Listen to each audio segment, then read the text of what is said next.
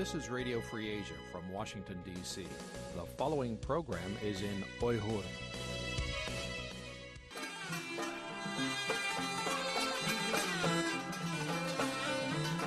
Erkin Asya Radyosu.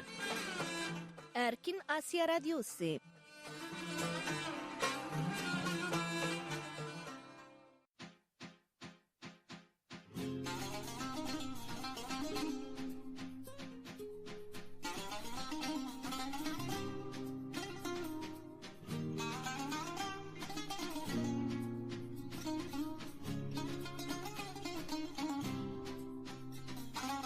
Assalamu alaykum, hörmətli radio dinləyicilər.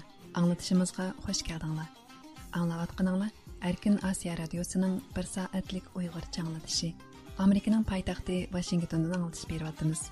Bugün 2024 yılı 8. ayının 19. günü, seyşembe. Mən bugünkü proqram riyasətçisi Nur İman. Hörmətli radio dinləyicilər, bugünkü proqramımızı tövəndikidək orlaşdırdıq. Aldı bilan xəbərlər səhifəsi diqqətinizdə boladı. Bu səhifəmizdə dünya vəziyyəti və Uyğurlarga münasibətlik ən yangi uçurlardan sizlarni xəbərdar qılımız. Ondan vaqe və mülahizə səhifəmiz boyunca anlatış berimiz. Bu səhifəmizdə təfsili xəbər analizi, söhbət və məxsus proqramlar diqqətinizdə boladı. Möhtərəm radio dinləyicilər, bugünkü anlatışımızın gün tərtibi boyunca aldı bilan müxbirimiz Erkin tayyorlagan gündəlik qısqa xəbərlər diqqətinizdə bolsun. Yaxtırıb anlaşılığını ümid qılırıq.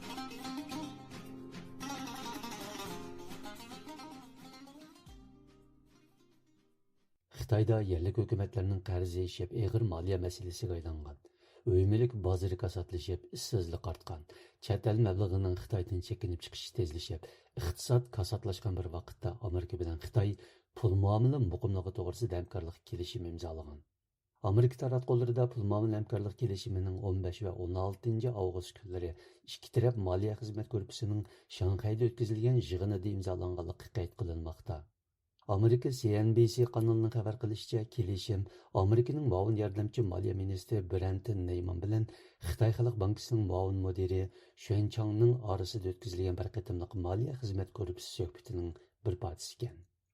Xitoy Xalq bankisining mazkur 2 kunlik suhbat haqidagi axborotida suhbatning kasbiy, amaliy, samimiy va ijobiy o'tganligi ilgari surilgan. CNBC'nin ko'rsatishicha, yig'inda kapital bozori, chegara halqagan to'lanma, ikki davlatning pul muomala siyosati, bo'libmi Xitoyning yaqinda oxirlashgan 20-navbatlik 3-umumiy yig'inining budjetdagi qarorlarini o'z ichiga olgan masalalar muzokara qilingan. Yig'inda yana ikki tarafning moliya besimi va xatar yuz berganda o'zaro aloqalashadigan kishilar tizimligini almashtirganligi, shundaqla yig'inga Amerika Federatsiya xazinasi, Amerika aksiya, yana paychek almashtirish komiteti, Davlatlik moliya tuzumi idorasi va Xitoyning aksiya bozorini nazorat qilish komiteti vakillarining qatnashganligi qayd qilinmoqda. Bu qitimliq suhbat bu oyning boshlarida Xitoy Xalq bankisining paychek bozoriga aralashadiganligi haqidagi doklatidan keyin uning paychek bozorida qattiq davolg'ish yuz berishining orqasidan o'tkazilgan edi. CNBC'ning bildirishicha, Xitoy Xalq bankisining mudiri Pan Gongxing 15 avgust kuni Xitoyning moliya xavf xatari jumladan yerlik hukumatlarning qarzining tuvanlaganligini aytgan. 19 avgust günü Xitay bilan Filippinning dengiz sahilini qo'g'dash paraxodlari Janubiy dengizning eglik huquq talash tartishdagi Sabina Marjan orollariga yaqin joyda yana so'qilib ketgan. Muhofizatchi gazetining xabar qilishicha, Beijing Filippin paraxodlarining uning bu taqim orol atrofidagi dengiz tavalligiga qonunsiz kirishiga qarshi kontrol tadbirlarini olganligini ilgari surgan bo'lsa-mu, ammo Filippin taraf Xitoyning qonunsiz harakatida ikki Filippin dengiz sahilini qo'g'dash paraxodining zaxmiga uchraganligini bildirgan. Növbətdə Sabina taqım arallarının ətrafında yüz bergan bu vaqada Xitoy bilan Filippinning harakisi bir-birini ayıplamoqda. Yaqin qaylardan beri Filippin bilan Xitoy xalqaro savdoning halqiliq o'tkili bo'lgan bu dengiz tavalligida arqa-arqadan bir-biri bilan tirkishib qolmoqda. Xalqaro sud ilgari Xitoyning asosan butkul Janubiy dengizda egilik huquq talab qilishining qonuniy asosi yo'q deb hukm chiqargan bo'lsa-mu, ammo Xitoy bu rayonda egilik huquqi borligida davomli ching turib kelmoqda. Amerika Xitoy bilan Filippin o'rtasidagi bu tirkishishda Xitoyni ogohlantirib, agar Xitoy Filippinga ig'vogarchilik qilsa, Filippinni harbiy jihatdan qo'g'daydiganligini bildirgan edi.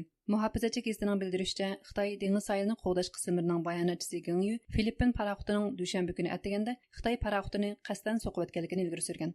Ammo Filippinning G'arbiy Filippin dengizi davlatlik xizmati atirti Xitoy paraxotlarining qonunsiz va oshqun harakati Sabina taqim orollari atrofida ikki Filippin dengiz sohilini qo'g'dash paraxotining qurilmasining zaxmiga uchrashini keltirib chiqarganligini aytgan.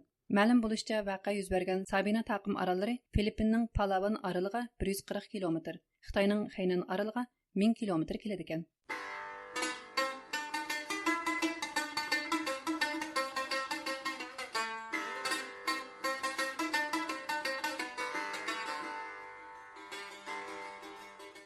Yevropa İttifaqı bilan Xitoy orasida savdo urush portlash signallari chelinishga boshlagan bo'lib, Xitoy hukumatı Yevropa İttifaqının Xitoy eksport qilgan to'qliq avtomobillarga boj qo'yishini Dunyo savdo tashkilotiga arz qilgan.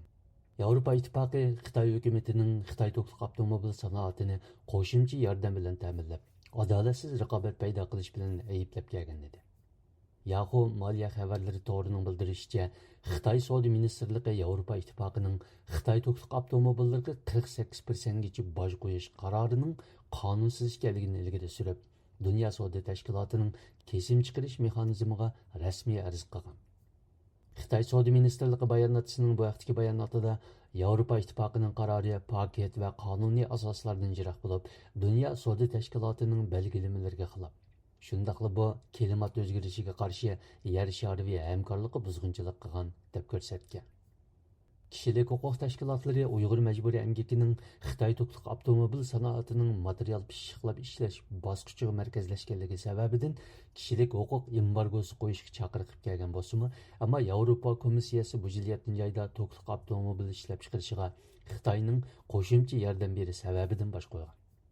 Buning oldida yana bu yil 4-oyda Yevropa parlamenti mutlaq ko'p ovozning ma'qullashida Yevropa ittifoqining majburiy emgak mahsulotlarini cheklash qonunini ma'qullab, majburiy emgak, jumladan bolalar emgakida ishlab chiqarilgan mahsulotlarning Yevropa bozoriga kirishini cheklagan.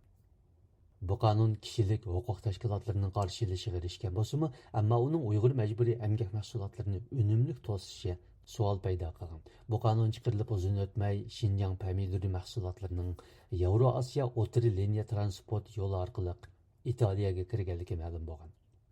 Bu qitim Xitoyning o'tgan oyda Amerikaning Xitoy to'qliq avtomobillariga 100% gacha boj qo'yish qaroridan keyin Amerikaning Dunyo savdo tashkilotiga arz qilishidan buyon navbatda Yevropa ittifoqining ustidan arz sunishidir.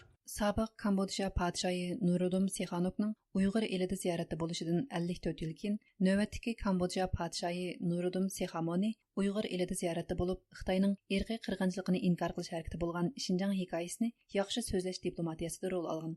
Kambodja Kexmir vaqti gazetining xabar qilishicha, Kambodja Xan jamoati xalqaro munosabatlar institutining direktori Kenfiya Nurodom Sihamonining ziyorati ma'lum jihatdan Uyg'ur millatining ko'p sonli Xitoylar tarafidan bo'zaq qilinishi, G'arbning Xitoy hukumatini qaralash uchun o'ydirib chiqargan tuhmat ekanligini ko'rsatishni maqsad qilganligini aytgan. Uning ta'kidlashicha, Nurodom Sihamoni bu ziyorat orqali G'arbning ayblashlarini ishonchli tanqid qila oladigan muhim guvohchi bo'lib qola oladi ekan. Xinjiang gazeti qatorliq Uyg'ur elidagi hukumat taratqullarining xabarlarida 15 va 16 avgust kunlari Urumchida ziyoratda bo'lgan Nurodom Sihamonining Uyg'ur Avtonom rayonlik partiyasining sekretari Ma Xingruy, Uyg'ur Avtonom rayonlik hukumatining raisi Erkin Tuniyaz, shundaqla Avtonom rayon ham Bingtonning boshqa yuqori darajalik amaldorlari bilan ko'rishganligi qayd qilinmoqda.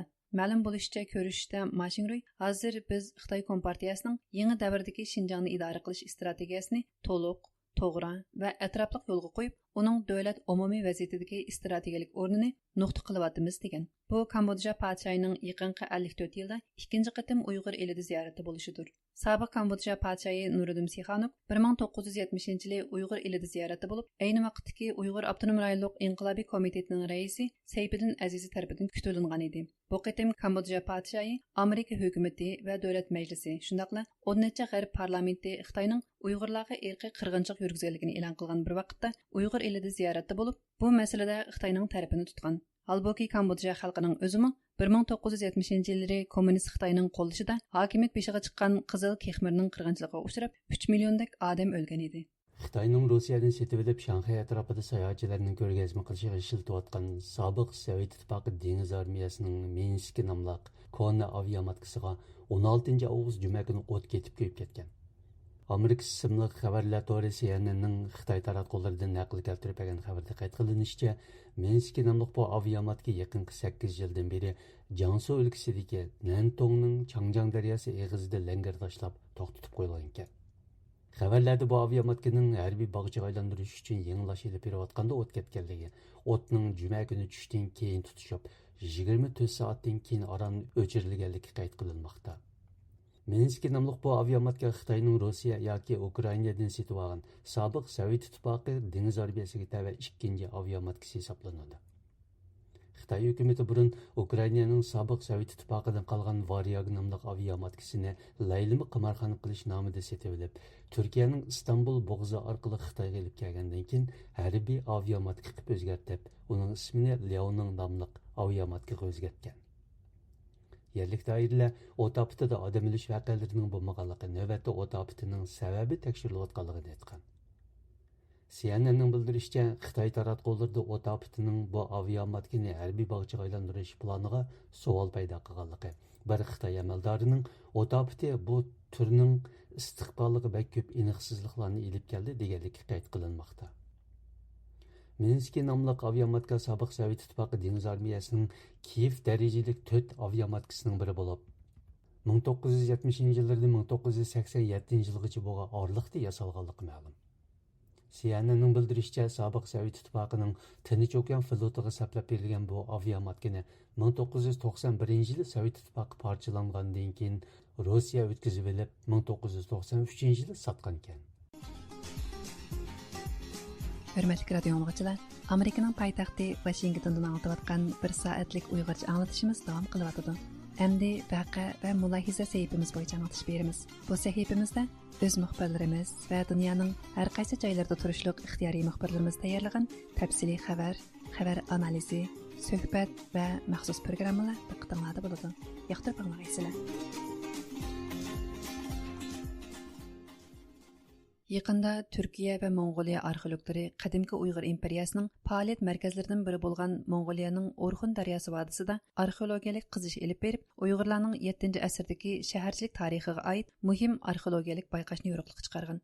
Ma'lum bo'lishicha, arxeologlar Uyghurlarning keyingi ko'kturuq qag'anligi davrida qurgan To'g'ubaliq shahrini topgan. Arxeologlar bu bayqash Uyghurlarning shaharchilik va shahar madaniyati tarixini 100 yil oldiga surdi deb qaramoqda. Tövəndə bunun təfsilatını muxbirimiz Erkin'dən anlaysınlar.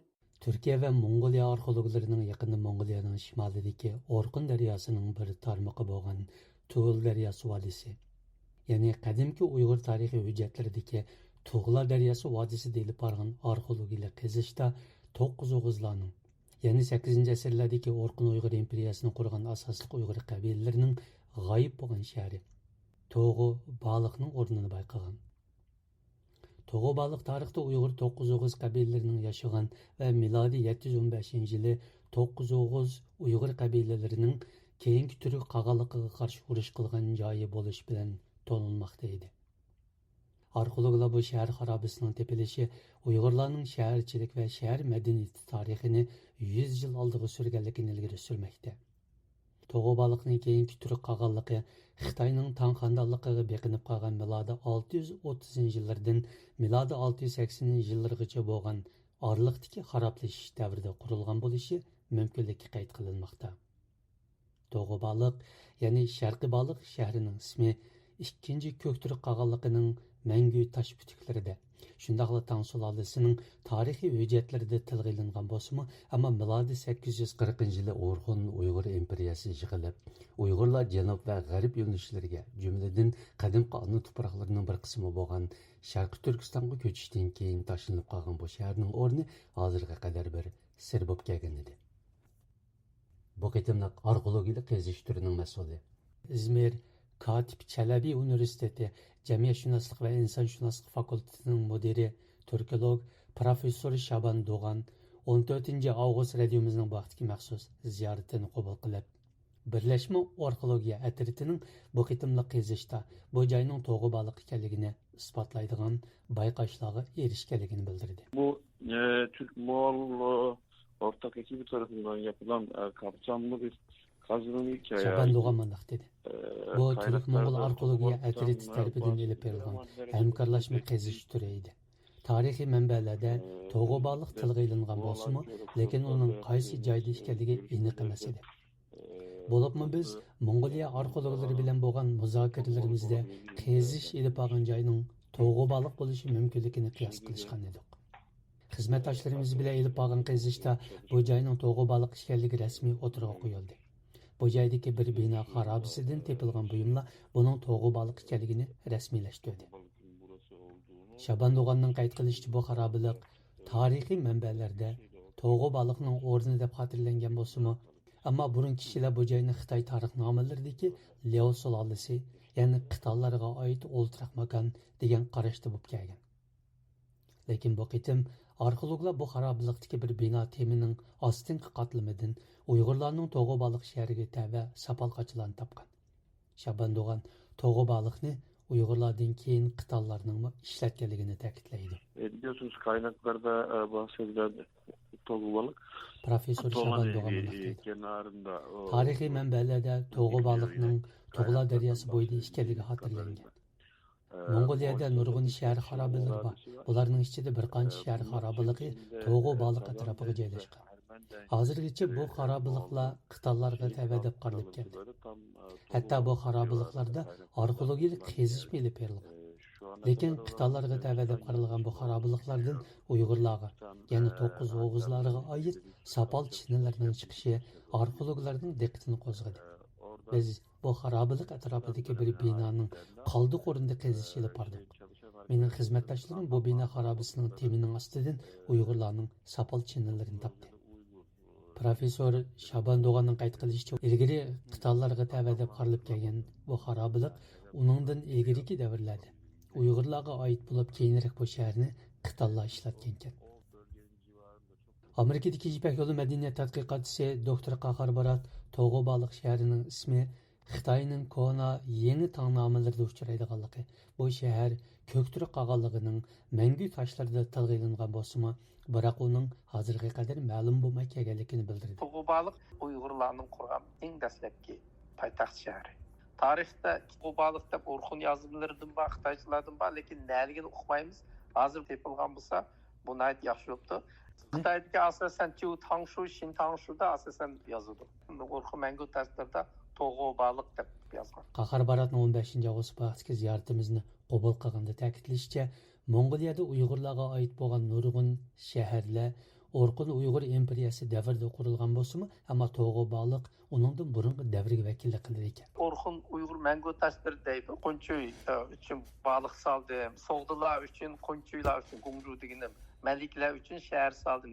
2 qavat bo'ldi ekanda, shahar sepili. 2 qavat. O'tirsa askarlar turdi.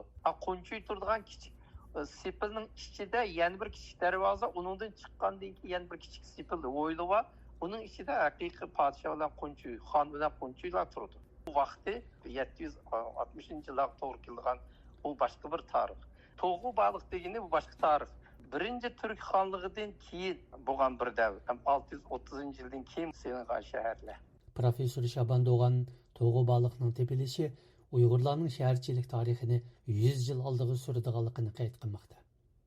O buning Uyg'ur va Turkiya xalqlarining shu davrdagi shaharchilik hayotiga oid bir tarixiy bo'shliqni to'ldirganligini ta'kidlaydi. Bilinen en eski Uygur şehirleri biliyorsunuz. Şaban Doğan deydi. Toğubalıqni hozirgacha ma'lum bo'lgan eng qadimiy Uyg'ur shahri deyishga bo'ladi. Qarab olsak, uningdan bir qancha yillar qurilgan Baybaliq, bular 8-asrning o'rtalarida, ba'zilari 751-yili, ba'zilari 758-yili qurilgan deyiladi. Tovadagi Porbajim shundaq. Lekin tarixiy manbalarda Uyg'urlar bilan Köktürklarning 715-yili Toğubalıqda urushganligi qayd qilinmoqda. 715-yildagi urushda bor bo'lgan Toğubalıq buningdan xeyli yillar burun qurilgan bo'lishi kerak. Profesör Şaban Doğan'ın aytishicha, Toğubalıq 1-Köktürk qag'alligi Tang sulolasiga munqariz bo'lib qolgan 630-yillardan 680-yillar orasida qurilgan bo'lishi mumkin deb qiyos qilinmoqda ekan. Şu çok net artık Türk yazıtlarında, Köktürk yazıtlarında, Orhun abilerinde Profesör Şaban Doğan geçip de nerede mundaq deydi. olduğu bilinemeyen Şunisi nayta şeyleri iniqki, tespit ettik. Türk yazma Yani yadigarlıqlarida, burayı dolduruyor. Köktürk abidelerida, Orqun мәңгү taşlarida tilgaylangan, ama qaysi joyda ekanligi bilinmagan bir shaharni hamda topdik. Bu tarixdagi bir bo'shliqni to'ldirdi. Ikkinchidan, bu turklarning o'ltiraq hayotga ko'chish davrini yana bir 100 yil oldiga surmoqda. Ya'ni bu turklarning shaharchilik va o'ltiraq hayotiga oid bir bo'shliqni to'ldirdi. Halbuki Toğu balıqning tepilishi Xitoy hukumati Uyg'urlarni Şinjan'da Junxo millati o'rtaq gavdasini barpo qilishning yadroliq nishoni qilib, Uyg'ur tarixi va arxeologiyasi ularning Uyg'ur kimligini Junxo millatining bir parchasi sifatida qayta shakllantirishda sazgur siyosiy tema bo'layotgan bir paytda. Bo'libmi ba'zi Xitoy tarixshunoslar Uyg'urlarning Uyg'ur eliga 9-asrda ko'chib kelganligi, Xitoylarning bo'lsa bu rayondagi asli yerli xalq ekanligini ilgari surayotgan bir paytda yo'riqliq chiqdi. Toğu balıqning tepilishi Xitoyning Uyg'urlarni atalmış Junxo millatining partiyasi sifatida qayta shakllantirish bosqichida azaldan keskin talash tortish temasi bo'lib kelgan Uyg'ur tarixi, arxeologiyasi va Uyg'urlarning kelish manbasiga doir talash tortishlarni texmi tashkillashtirdigandek ko'rilmoqda. Uyg'ur folklorshunos Turkiya Aga universitetining professori doktori Olimjon Inoyat Xitoyning tarixiy hujjatlaridami Uyg'urlarning Mong'oliyadagi Tug'la daryosining shimolidan tortib Tangri tog'larigacha bo'lgan keng zaminda yashaganligi xotirlanganligini ta'kidlaydi. Uyg'urlar qadimki davrlardan boshlab Sharqi Turkiston jo'rafiyasida yashagan yerlik xalqdir. Uyg'urlar Xitoy tarixiy manbalarida ba'zida Uyg'ur, ba'zida Dingding, Tele, ba'zida Gaucho, ba'zida 9 Oğuz degan ismlar bilan xotirlangan. Suynamının şu telelar tezkirisinde şu Uygurlarının Tula Deryası'nın şimalıda hem Yivu yani Kumul'un garbide, Karaşehir'in şimalıda, Aktağ yani Tanrıtepe bağrıda yaşaganlığı hakkında malumatlar verilgen. Bu tarihi hatireler şu Uygurlarının Xitaylar etqanda ki 840 yıldan keyin Şərq Türkistan'a kelgen millet demez. Belki bu zeminde yaşayan en kadimki xalqlarning biri ekanligini isbotlab berdi. Xitoy hokimiyatining Uyg'urlarning o'sha 840-yili Sharq Turkistonga kelgan degan hisobchasining hech qanday ilmiy asosi yo'qdir. Professor Olimjon Inoyat 15 avgust vaqtdagi ziyoratimizni qabul qilganini qayd qilishicha, Uyg'urlarning tarixda Yevrosiyadagi turkiy xalqlar ichida eng burun shaharlashgan madaniy bir xalq ekanligi tarixiy reallikdir. Mongoliyada yaşayan Uygurlar Orhun Deryası tarafında Karabalgasun namlı bir şehir kurgan. Ben bu şehrini ziyaret kılgan idim. Nihayet çoğun bir şehir. Yakında yapılgan Toğu balık olsa Karabalgasun şehrinin burun kurulgan şehir. Tədqiqatçıların bu şehrin kuruluş vaktini belgilep çıkışını kütümüz elbette. Məlum olganda ki Uygurlar köçmen Türk halkları içinde en burun oltıraqlaşkan ve şehir kurgan bir millet. Toğu balık yani Şərqi şehirinin tepilişi şu Uygurlarının şehirleşken medeniyetlik bir millet ikenligini yani bir katım ispatlap berdi. Halbuki Şaban Doğan Xitoyning Uyg'ur tarixi, arxeologiyasi va Uyg'urlarni Junxo millatiga aylantirish planiga doir siyosiy talash tortishlarga baho berishni rad qildi. Ammo uning ko'rsatishicha Uyg'urlarning shaharchilik tarixining uzun ham cho'nqur bo'lishi nihoyat aniq bo'lib, buni Xitoy yoki boshqa har qanday bir davlatning siyosiy plani yepib ketolmaydi ekan. Açıkçası güncel siyasette çok ilgilenmiyor. Professor Doğan mundaq deydi. Ochiqini aytganda kun tartib xarakterlik siyosatga, xususan Xitoyning siyosatlariga bek ko'ngil bo'lib ketmaymiz.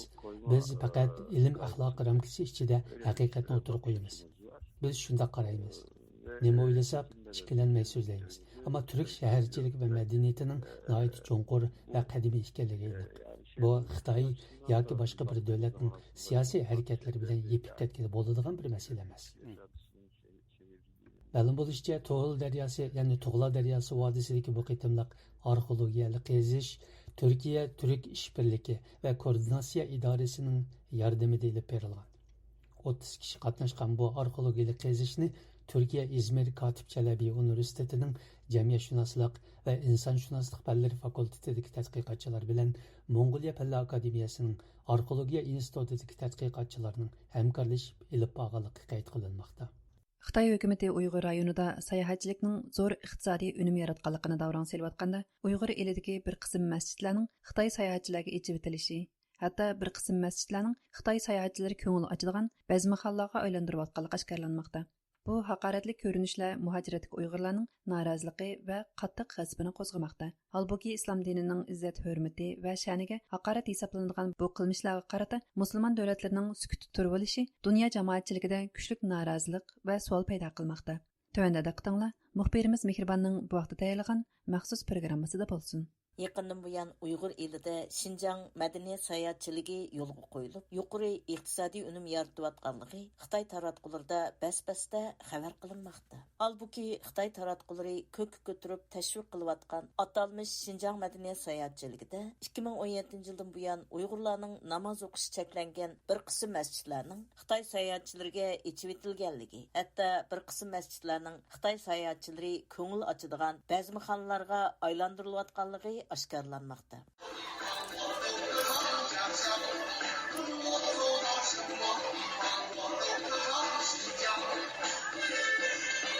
Bu haqoratlik ko'rinishlar chet ellardagi Facebook qatorliq ijtimoiy aloqa manbalarida oshkorlangandan keyin buningga qarata chet ellardagi Uyg'ur jamoatining qattiq inkosi va g'azabi qo'zg'almoqda.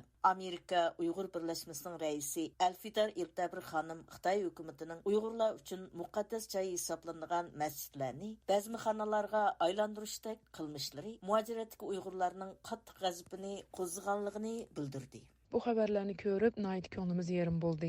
Albatta, bizning tariximizning yaldamisi bo'lgan muqaddas masjidlarimizda ibodat qilishimizni cheklagandan boshqa, Xitoy hukumatining maqsadli holda masjidlarimizni o'yin tomoshaga, usul va ko'ngil ichish yerlariga aylantirib qo'yishi bizni nayt g'azablantirdi. Amerikaning Virginia shtatidagi Uyg'ur jamoatchiligiga imomlik qilib kelayotgan Anqar Anvar hojimning bildirishicha, islom diniga e'tiqod qilib kelayotgan Uyg'urlar uchun aytganda, Allohga ibodat qilib namoz o'qiydigan masjidlar hech qachon diniy e'tiqodi bo'lmagan Xitoy sayohatchilari xohlagancha ziyorat qiladigan joy emas. Bu xil sajdagohlarning Xitoy sayohatchilari naqshi aytib usul o'ynash orqali ko'ngil ochadigan bazmixonlarga aylantirilishi Uyg'urlar uchunla zo'r haqorat bo'lib qolmasdan, yana butkul islom dunyosi uchunmi qabul qilg'ili bo'lmaydigan haqoratlik qilmish hisoblandi. Hozirgi vaziyatda shu Xitoylar bizning muqaddas bo'lgan masjidlarimizda shu bazmixona va yoki shu usullarni o'ynatish orqali barliq qiliqsiz inson va musulmonlikqa uyg'un bo'lmagan Uyg'ur jamoati va Uyg'ur mo'min musulmonlarning yuziga haqorat bo'ladigan muqaddas joylarimizda shunday nopok ishlarni qilish orqali bizning dushmanimiz Xitoylar tarafidan bizlarga bir haqorat ham shunaqla butun muhojirat yashayotgan Uyg'ur musulmon jamoatligimi bu ko'tagisiz bir haqorat ish. Shundaqla butun dunyo musulmonlarining bizning vatanimizda qirilayotgan qarindoshlarimizdin sirt mana bu muqaddas biz Ka'badek ulug'laydigan Allohning beyti deb ta'riflaydigan bizning masjidlarimizga hozir haqorat qilayotganlarga butun dunyo musulmonlarimi qarab turmasligi kerak deb o'ylayman. Anqar hojim yana Xitoy hukumatining qilmishlariga qarata chet ellardagi Uyg'ur jamoati o'z noroziligi va qarshiligini ifodalash bilanla cheklanib qolmasligini bildirdi. Uning ta'kidlashicha, bu xil haqoratli qilmishni haqqoniyat tuyg'usi bo'lgan har qanday bir inson ayblashi lozim. Bo'libmi islom diniga e'tiqod qiladigan musulmonlar jamoati va musulmon davlat hukumatlari buningga jiddiy inkos qaytarish kerak. Bu bir musulmonlikninki, bu Uyg'ur kimlikninki, bu muqaddas bir beytimizga bo'lgan eng chong haqorat. Dushmanimiz Xitoylarninki mushni butun dunyo bir to'xtatish kerak. Qo'limizning kagini va qo'limizdan qila oladigan ishimizni biz xalqaro anglitishimiz kerak. Biz har jihatlarda nima qilish orqali, qaysi yo'l orqali va qaysi shakl orqali bo'lsin, biz buni chin yuragimizdan tutishimiz kerak. Buningga radiya berishimiz kerak. Bu orqali o'zimizning ozroq bo'lsin Uyg'ur musulmonligimiz, shunaqla o'zimizningki va dunyo mu'min musulmonlarning buningga qarab turmaslik uchun, qarab turish bir haqorat, qarab turish bir nomussizlik deb bilib, buning oldini olishimiz kerak deb o'ylayman. Amerika Uyg'ur birlashmasining raisi Alfidar Iltabir xonimning bildirishicha, Uyg'ur masjidlarining bazmixonlarga aylantirilishi Uyg'ur jamoati va haqqoniyat tuyg'usi bo'lgan g'arb davlatlarida qabul qilg'ili bo'lmaydigan haqoratlik qilmish deb ayblanadi. Ammo musulmon davlatlari buningga qarta yanala sukut turish yo'lini tanlagan bo'lib, musulmon davlatlarining bu qilmishlari ularning Xitoy hukumatidan keladigan manfaatlarni muqaddas islom dini e'tiqodidan ustun qo'yayotganligini ko'rsatgan. Bir tal Qur'on köydürüldü deb bütün dünyadaki Müslümanlar namayişler orunlaştırıvatkan, narazılığını bildirıvatkan muşundaq bir mezgilde minglarca Qur'anlarımızını köydürüvatkan, mescitlerimizni çıkıvatkan, Uygurlarga her qandaq ibadetini çeklep, türmelerge, ceza lagırlarına solap, qıynavatkan, zulüm qıvatkan Xitay hükümetiga qarşı çıkış tügül, süküttü turuvatkan Müslüman devletlerden naiti seskendoq desem eğir ketmeydi dep oylayma. İslam devletleri Xitay hükümetinden keladigan tehditden qorqqani üçün yoki o'z davlatining shaxsiy manfaatlarini texmi ustun o'rniga qo'yganligi uchun keladigan manfaatlarni o'ylab, haqiqat tarafda turmayotidi deb o'ylayman. Amaliyotda bizning go'zal islom dinimiz butun musulmonlarni birlik, barobarlik ichida bo'lishini, bir-birini qo'g'dishini tashabbus qiladi. Dinimizdami agar amaliy bir harakat qilmasang, shundaq bir zulmni ko'rganda sukut tutma, shuni hech bo'lmaganda eg'izchi bo'lsa-mu yoy deydi, lekin islom davlatlarining bu sukutda turishi bizni naiti içinishlik bir ahvolga qo'yib qo'ydi deb o'ylayman. Amaliyotda ularning hammasining birlik bo'lib, biz tarafda turishini, qo'g'dishi va musulmonlarni birlik barobarligini qo'llashi kerak edi. Albuki Dünya Uyghur Qurultayı İcraiya Komitetining raisi Elshad Hasan apandining bildirishicha, Xitoy hukumatining bu qilmishlari islom diniga qilingan zo'r haqorat. Albatta bu har qanday bir Uyg'urning ketang tomiriga tegadigan, har qanday bir Uyg'urni, bir musulmonni g'azablantiradigan bir voqea. Bu mana degan vaqtida ham Uyg'urga, ham musulmon dunyosiga qilingan haqorat dafsanlichilik. Lekin her vaqt islom diniga xilof qilmishlarni qattiq ayblab kelgan islom hukumatlari Xitoydan keladigan manfaatni ko'zligini uchun yillardan buyon Xitoy hukumatining islom diniga e'tiqod qiladigan Uyg'urlarga qilgan zulmlariga, jumladan Xitoyda islom dinini xitoylashtirish qilmishiga sukut qilishni tanlab kelgan. Mecit, mana degan vaqtida biz uchun bir muqaddas tizim. Uning ichida biz ibodat qilamiz. U bir Uyg'urlar uchun bir nihoyatda muhim her bir mahallede bir kişi buludu. Şu mahallenin merkezi buludu. Hem Uygur'un medeniyetiga, tarihiga, itiqadiga hem kılınan hücum hem İslam dünyasının hücum. Bu emas, hem de Xitay uç Qashqar dedi, İslam'da bir xil kesildi. Bu hemmisi bastırışının, milli qirg'inchilikninki bir banası bo'libla qolmasdan, insoniyatning bir g'ururiga, medeniyetiga, itiqadiga qilingan bir hücum. Shuning uchun har qanday bir inson bo'lgan odam buningdan g'azablandi, nafrat İslam dünyası qanday bir inkas qaytirish degan İslam dünyası bizden bekerek nafratlanish kerak. Çünkü bu İslam diniga qilingan haqorat, İslam dinini dafsanlik qilyotidi va uni terrorizm deb tan ko'ryotidi. Ham bir xil psixik kasal deyotidi. Buningga bizden bekerek Saudiya Arabiston va boshqa musulmon dunyolari hammasi g'azablanish kerak, nafratlanish kerak. Agar ularda imoni, vijdoni bo'lsa, şu zaman Xitoy bilan bo'lgan bütün munosabatni uzish kerak. Afsus, biz buni da'vatini, ularni buni huquqiga uzun yillar oldi. Buni bilyotidi, ammo ko'zini yumbatidi va Xitoyning Uyg'urga etgan milliy qirg'inchiligini haqli tasdiqlab berdi. Xitoyninki bu islomga qilingan haqorat, dafsanlichilik hujumlarini ko'mganga selib, Xitoyga yon besyotidi. Elshad Hasan apandining ta'kidlashicha, mana shundaq sabablardan masjidlarning bazmixonlarga aylantirilishidek bu xildagi haqoratli qilmishlar yuz bergandimi, musulmonlar dunyosi yanala sukut qilib kelmoqda ekan. Shuning uchun bular o'zininki shaxsiy hokimiyatini qo'g'dab kelish uchun, o'zininki manfaatini qo'g'dash uchun, masalan, Imron Xondek Pokistonninki, Saudiyaninki shahzodasidek, Misrning Sisiga o'xshash, Falastinning Mahmud Abbosga o'xshash, hattoki Malayziyaning sobiq bosh ministri bo'lgan Mahathirmi bir ishkayning oldida Xitoy bizning do'stimiz, ularni qilmaymiz deb Uyg'ur qurultayga hujum qildi. Bu demaklik bular hammasi o'zining manfaati uchun, o'zining yanchug'ini to'ldirish uchun bular Uyg'urning masalasi kelgan vaqtida, Uyg'urning e'tiqodini dafsanda qilgan vaqtida, xuddi ular musulmon emasdek Xitoyning islomga ochiq oshkora qilgan haqorat, hattoki Qur'onni qaytadan tarjima qilib, o'zining ideologiyasini shunga singdirdi. Bu islom dunyosida eng cho'ng jazolashga uchrashga tegishli jinoyat. Qur'onni o'zgartirdi degan gap Allohga sherik keltirish, Allohninki muqaddas kitobini o'zgartirish, burmalash, bu dinga qilingan eng ajablik bir hujum bu. Eng ashaddiy bir hujum. Shuningga ko'zni yumdi. Shuning uchun bugungi kunda albatta biz shuni umid qilamiz, musulmon dunyosining Xitoyga norozi bildirishini, ammo men uni ko'rolmadim. Programmani Mehribon tayyorladi. Yaqında Amerikadagi Tor tadqiqot markazi doklad e'lon qilib, TikTokning Amerikadagi abonentlarning dunyo qarashini o'zgartirish uchun Xitoyni qo'llaydigan mazmunlarni tashviq qilayotganligini iskarlagan. Dokladda ko'rsatilishicha, TikTok munbiri turli yurishlashgan ideyalar orqali Xitoy kompartiyasiga foydali mazmunlarga so'rin hozirlash, Xitoy kompartiyasining manfaatiga zid mazmunlarni bostirish bilan mashg'ul bo'lib kelmoqda. Tövəndə diqqətinizə muxbirimiz Uyğarning bu vaqtda tayyorlagan programmasida bo'lsin.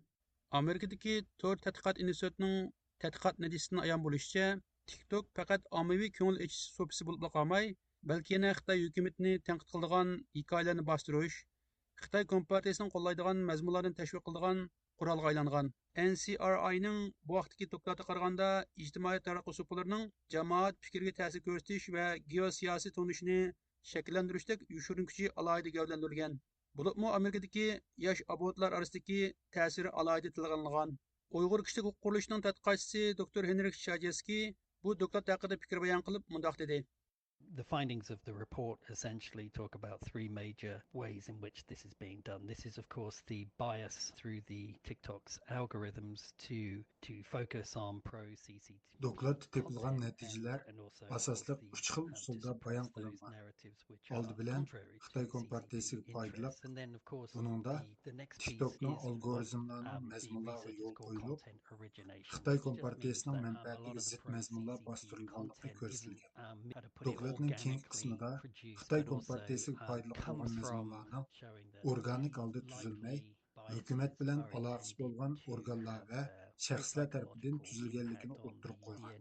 Oxir qismi psixikalik ta'sirga munosabatli bo'lib, buni, ya'ni TikTokni ishlatuvchilarga psixik jihatdan ta'sir ko'rsatganligini ko'rsatib berdi.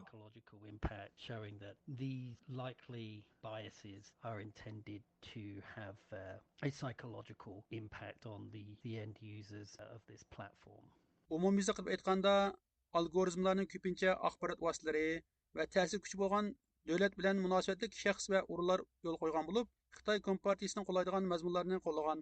Dokladda abonentlarning Xitoy tutgan pozitsiyasida ko'rinarli o'zgarish bo'lgan sonliq ma'lumotlar naqllanib ko'rsatilgan. Bo'libmi TikTok ishlatuvchilariga Xitoy kompartiyasining qo'llash ko'z qarashni unumli singdirganligi ilgari surilgan.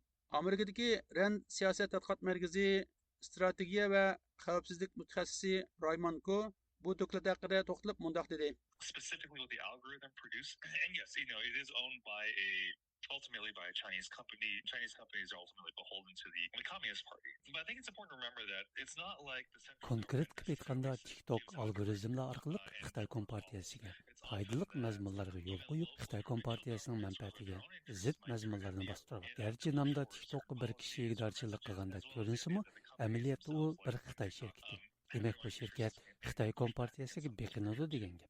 Ammo shuni unutib qolmaslik kerakki, bu TikTokqa Xitoy markaziy hukumati cho'qim ko'rsatma beradi. Shundaqli Xitoy kompartiyasiga mutlaq agishadi deganlik emas. Ko'pincha hollarda yerlik va o'lkalik hukumatlarmi o'zlarining manfaatini qo'g'dash uchun ba'zi yerlik siyosat va belgilamlarni ilgari surganga o'xshash TikTokning o'ziga xos qoidalari bor. ya'ni besimga o'z oldiga qarshi tura oladi. Lekin TikTok boshqa supalardan nachar bo'lib, u besimga bardoshlik berolmay, ba'zida ijtimoiy aloqa to'g'rida xato uchur tarqatganligini ko'rib qolamiz. Texmi cho'ngroq masala xato uchurlarning ijtimoiy aloqa to'g'rida yamrab ketishi bo'lib, bu iste'molchilarning buningga alohida ko'ngil bo'lishi va hal qilish uchun jiddiy harakat ko'rishni talab qiladi. Misinformation. The bigger question is that misinformation generally is pretty rampant in social media, and that requires a whole variety of steps for consumers to address. Tor tadqiqot markazining dokladida TikTokning izlash algoritmining Xitoyning qo'llaydigan mazmunlarni qanday qo'llaydiganligini ko'rsatib beradigan konkret misollar ta'minlangan. Masalan, Tiananmenni TikTokda izlaganda 26% Xitoyning qo'llaydigan mazmunlar o'tirib chiqqan. Bu mazmun Instagramda 16%, YouTube'da aran 7% bo'lgan. Shuning bilan bir vaqtda Xitoyga qarshi mazmunlar YouTube'dagi izlash natijasining 64%ni, Instagramda 56%ni, ammo TikTokda aran 19%ni tashkil qilgan. Uyg'urni izlaganda selektiv texnik ro'shan bo'lgan. Uyg'urni TikTokdan izlaganda Xitoyga qarshi mazmun faqat 10%ni tashkil qilgan. Bu YouTube'da 19%, Instagramda 84% bo'lgan. Bundaqda qanday qilib xato uchurlarning TikTok qatorliq ijtimoiy aloqa to'rida yamrab ketishning va yoshlarning ko'z qarashini bo'rmlashning oldini olgan bo'ldi.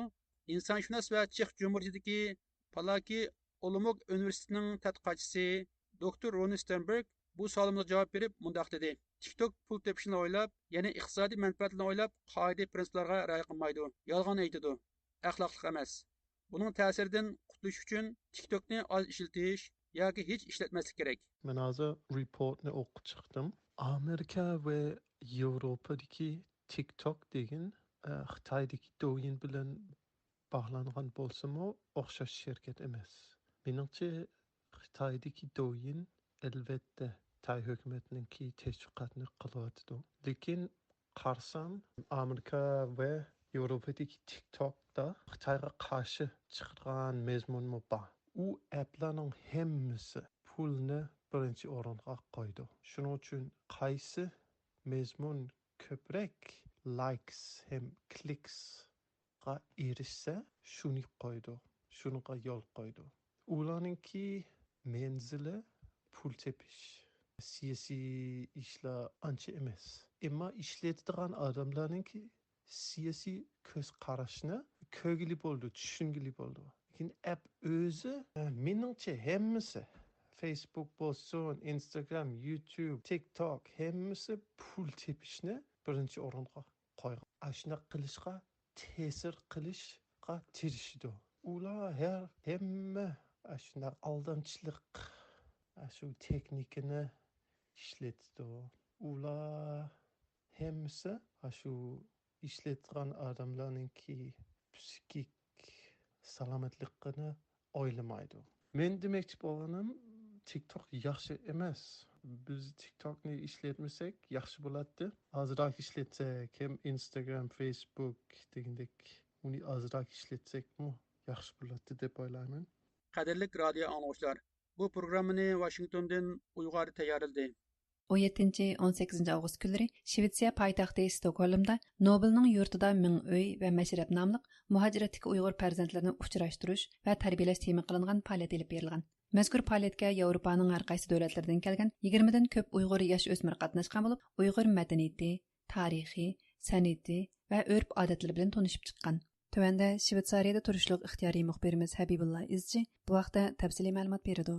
Xitoy hukumati Uyg'ur elida Uyg'urlarni Junxo madaniyati bilan oziqlantirish nomi ostida Xitoy madaniyati bilan tarbiyalab, ularga Xitoy madaniyatini so'ndirayotgan, aksicha Uyg'ur madaniyatini cheklayotgan paytda chet ellardagi Uyg'urlar farzandlari va yosh o'smirlarni Uyg'ur milliy madaniyati an'anasi bilan tarbiyalashni ham uni targ'ib qilishni kuchaytirmoqda. Ular Uyg'ur avlodlarini Uyg'ur madaniyati bilan oziqlantirib, milliy kimligini kuchaytirishga tirishmoqda. katlaşmakta. Yani şundaq faaliyetlerinin biri Stockholm'da ötküzüldü. Şvetsiya paytaxtı Stockholm'da ötküzülgen Nobel'nin yurtida Ming Öy ve Meşrep namlıq muhaciretdeki Uyghur perzentlerini uçuraştırış ve terbiyeleş temi kılgan faaliyet 17 Avgust başlanıp 18 Avgust günü ahırlaştı. Uyghur Yar Fondining meblag çıkarıp urullaştırışı bilen Şvetsiyadagi Uyghur ressam Nicat Uşur, şair Abdüşkür Muhammed Emin, Uyghur folklori tadqiqotchisi Zulayat Ötkür, merhum senetkar Küreş Küsenning oğlu Kevser Küreş qatarlıqlarning hamkorlashishi ostida elib berilgan bu 2 kunlik faoliyatda Yevropaning har qaysi davlatlardan kelgan 23 dan ko'p Uyg'ur yosh o'smir Stockholmga to'planib Uyg'ur madaniyati, tarixi, san'ati va urf-odatlar bilan tanishib chiqqan. Bu faoliyatni tashkillovchi Norvegiyadagi Uyg'ur ma'rifiy tadqiqotchisi Abduvali Ayub bu haqda tafsiliy ma'lumot berib, biz Uyg'urligimizni deb yo'lga chiqdik. Bu bolalarni bu yerda Xitoy o'qitayotgan Uyg'urlikqa qondirib, o'zining tarixi, madaniyati bilan tanishtirib chiqdik deb bu 2 kunlik urunlashtirish va elib berilgan mol mazmunli faoliyat haqidagi tafsilotlarni o'rtoqlashdi. Buning birinchi qitimliq sifatida 2023 aprelda Tarix Safar degan bir proyektni o'rinlashtirdik, programni. Bu programda Uyg'ur bolalarni Berlindagi Humboldt muzeyiga aparadik. Bu qitim texnik buni konkretlashtirib, bolalarni Uyg'ur madaniyatini ko'rib, bozorlanib, tarixini tushunib emas, balki Uyg'ur madaniyatining yaratquchilari bo'lsin deb bu qitim boshqacharoq yo'l tutdik.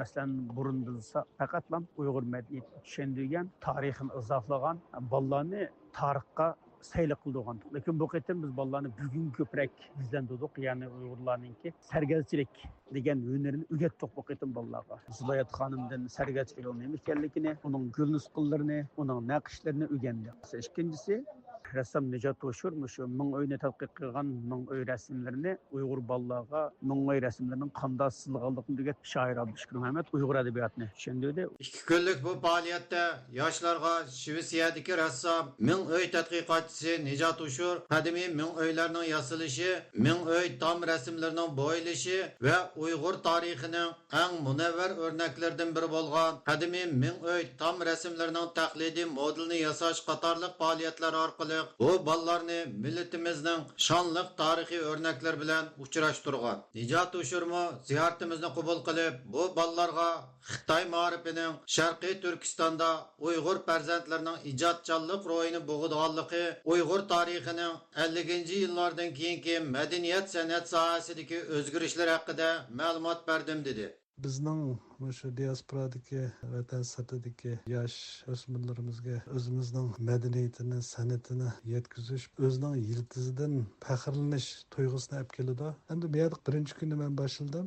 Buningda men 133 parcha ko'pinchisini o'zim tatqa rasmlar, ham o'zim shu Ming tam rasmlarining texnikasi bo'yicha loy taxtini yasab, samoni, jonlarni aralashtirib, uni apadim.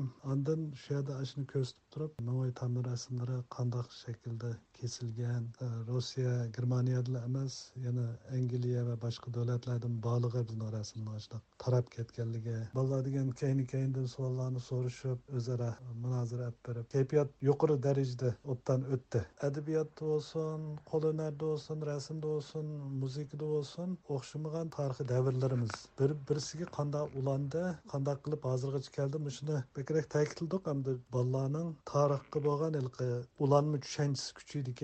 San'at degan biz o'ylagandek shu usul muziklar emas, madaniyat, san'at orqali bolalarni oziqlantirish. Bu bir madaniyat, san'at degan bir millatning yumshoq kuchi. Bir millatning yangi avlodlari o'zining tarixini, madaniyatini tushunib mangsa, abay degan yumshoq kuchini his qila olsa, o'ziga bo'lgan ishonch tuyg'usi kuchaydi. O'ziga ishongan odam yangi ishlarni qila oladi, qo'rqmaydi bir ishlarni boshlashdan. Abduvali Ayubning bildirishicha, bu qatimqi faoliyatni tashkillash va orqa saf xizmatida Kevser Kurashmo nihoyat ko'p kuch chiqargan. Kevser, men garchi vatanga berib boqmagan bo'lsam-mu, bu 2 kun jarayonida bu yerdagi o'tilgan darslar, o'tkazilgan faoliyatlardan vatanning puruqini his qildim. Ustozlarning anglatganidan vatanning qandoqligini tasavvur qilib chiqdim deydi. Başından oxirigacha bunga bo'lgan ko'z qarashim, men kichigimdan shu chet elda mushtaq mashra faoliyat,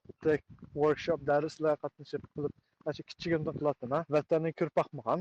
Ammo o'sha yig'ilish jarayonida vatanninki puraqlari meningmi burnimga yetyapti. Vatanning qanday bo'lishi, vatandagi kayfiyat, shu hissiyotlar ayni vaqtda shu sizlarning mani sig'indim, ani sig'indim degan go'zal xotiranglarni men ko'ramaganki, sana kallamga kirib, keyin o'zim ko'rib boqmagankim, vatan menda o'xshaydi deb. Ammo menda Uyg'urda yig'ilgan ekan, ma'lumlarmi Uyg'ur, ukalarmi bor, akalarmi bor, dars onlaymiz.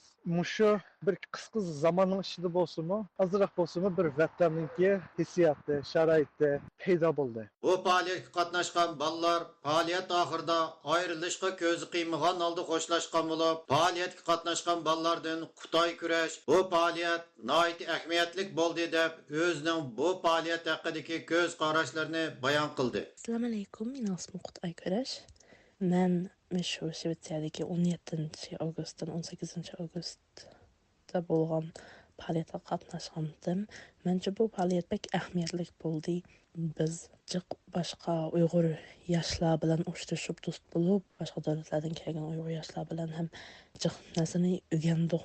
Men uylar tamlarini qandoq yasaydiganini ham, men uylarniki tarixini biroz o'rganib oldik. Ham shu tamlarga sizdiganlarni o'zimiz sizib boqdik, o'xshaydigan tashlargachu laydan yasalgan. Kichik bunda laydan tonur yasab boqdik ba'zilarimiz. Naqshlarni anglab ham aytib ham jiqda duta raboblarni qandoq chaldiganini ko'rib beqib, anglab beqib qildik. Mencha shu pek yaxshi bo'ldi. Shvetsiyada elib berilgan Nobelning yurtida Ming uy va mashrab temisidagi bu faoliyatda Shvetsiyadagi Uyg'ur ziyolisi, Uyg'ur folklor tadqiqotchisi Navbahor xonim bu bolalarga Uyg'ur sargazchilik kasbi va uning tarixi, sargazchilik kasbining jarayonlari haqida tafsiliy ma'lumot berishdan boshqa sargazchilik kasbidagi gul nusxa shakllarini tanishtirib chiqqan. Navbahor xonim bolalarga bu gul nusxalarining Xitoy ta'riflayotgan atalmış Junxo madaniyati bilan hech aloqasi yo'qligini, bu nusxalarning faqatla Uyg'ur sargazchilik madaniyatiga oid ekanligini, bugungi kunda buni Xitoy hukumatining Uyg'ur madaniyati va tarixiga oid namunalarni o'zining qilib olayotganligini tafsiliy tushuntirib o'tgan. Bu badam nusxa, Atlas nusxa, anar nusxa qatorli qiliplarni birga kelgan bo'lib, bu bolalar o'zlari bu qiliplar bilan somka, maykalarga gullarni besib birga elib qaytishgan va nihoyatda mamnun bo'lishgan. Bu programmani Shveysariyadan Habibullah Izchi tayyorladi. 16 avgust kuni Yevro Asiya Yozuvchilar birligining raisi, yozuvchi Yaqub Umar o'g'li Anqarada olamdan o'tgan. Ma'lum bo'lishicha, Yaqub Umar o'g'lining qo'llashi bilan Zordon Sabirning Ona yurt, Xevir Tömürning Baldur Uyg'ongan odam, Ahmadjon Hashirning Ediqut qatorliq Uyg'ur adabiyotidagi muhim romanlar turkchaga tarjima qilinib nashr qilingan. Tövəndə Türkiyədə turuşluq ixtiyari müxbirimiz Erkin Tarımның bu vaqtda tayyorlagan programmasi diqqətinizdə bo'ladi.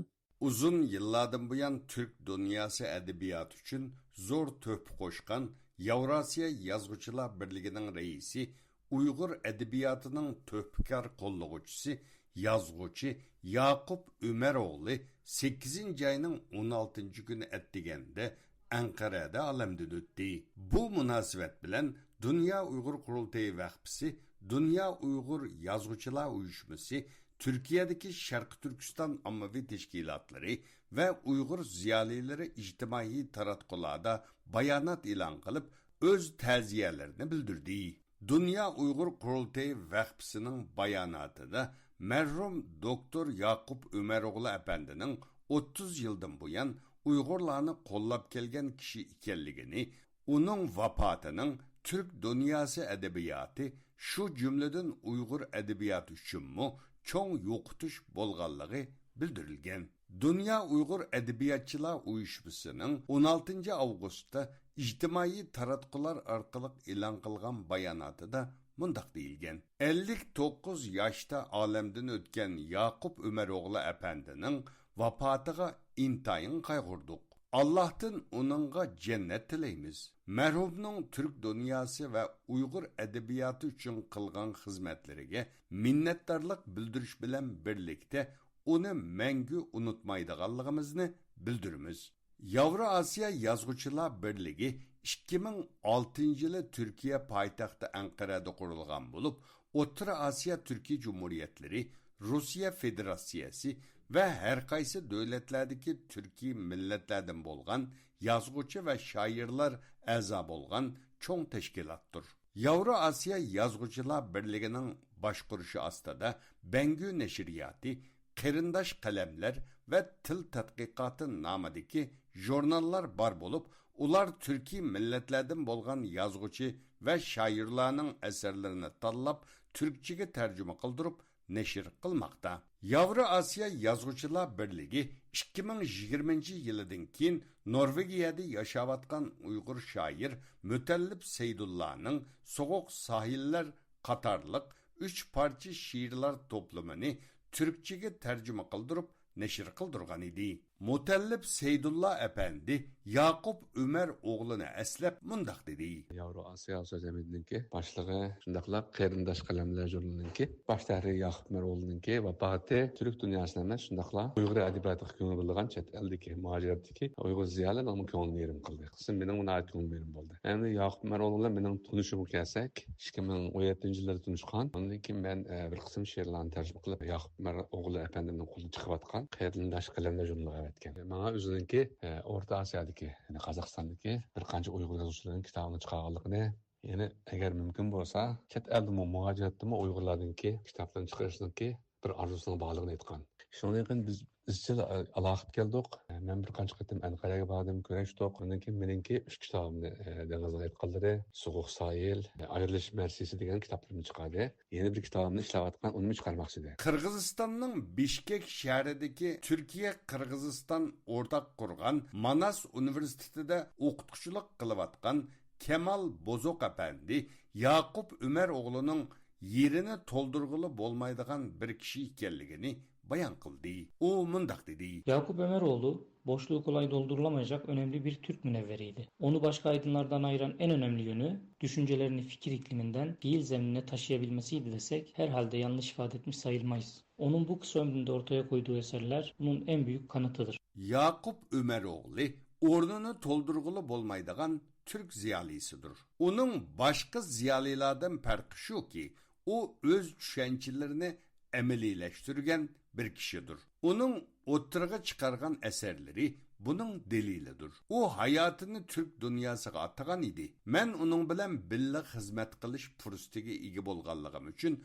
uni yaxshi bilaman. O başka Türkiye Cumhuriyetleriga ko'ngil bo'lib qolmasdan mustamlika ostidagi Türkiye xalqlarga mo ko'ngil bo'latdi. Sharqiy Turkiston va Uyg'urlar to'g'risida mo ko'p sonda kitob nashr qildirdi. Zordun Sabır'ның Atı Yurt romanı, Xevir Tömür'ның Baldur Oygangan Adem, Abdülahad Abdurrashid Berqi'nin Abduxaliq Uyghur romanı, Ziya Samedi'nin İparxan namlıq teatrı, Ahmetcan Haşiri'nin İdiqut romanı, Rahile Kamal'ның Leyla'nın 3 şiiri namlıq şiirler toplamı, Nurahmet Kurban yazgan Muhammed Salih Damollam namlıq kitaplar Yakup Ömer oğlunun tirishchanligi bilan Türkçe'ye tercüme kılınıp neşir kılındı. Bulardan sırt köp sonda radyo ve televizyon programmaları arkalık Şarkı Türkistan'daki zulüm ve Uygur edebiyatını anlattı.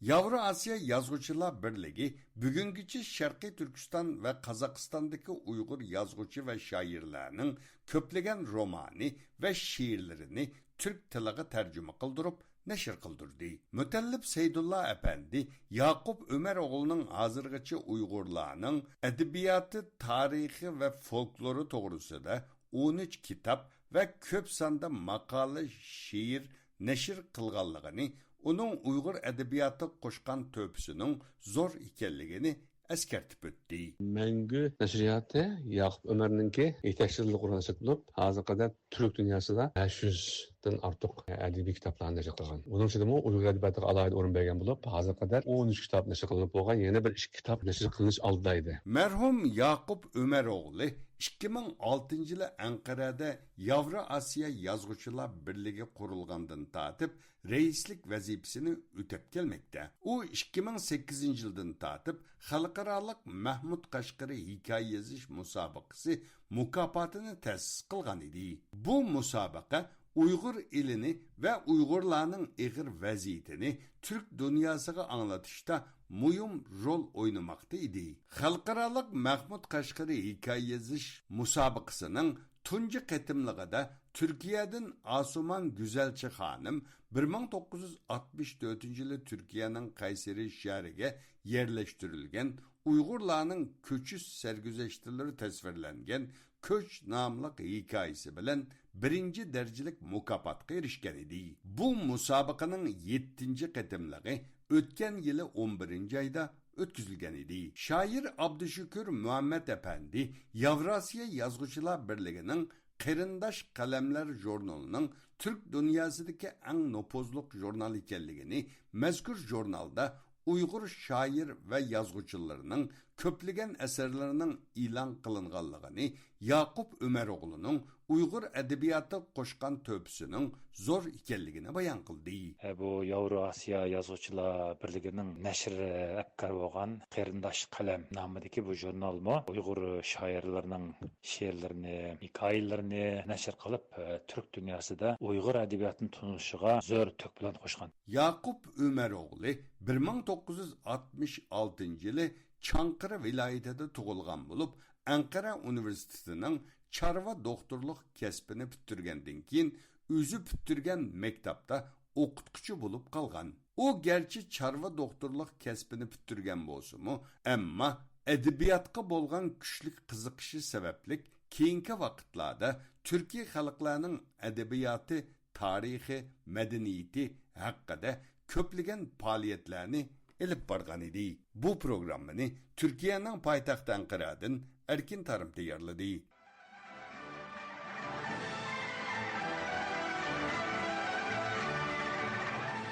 Yuqorida Washingtondan ağıltış beriyotgan Erkin Asya Radiosi Uyghur bölümünün 1 saatlik programlarını anladыңlar. Keyinki ağıltışımızda görüşkice aman bolama. Hayır hoş. This concludes our program from Washington, D.C. You've been listening to Radio Free Asia.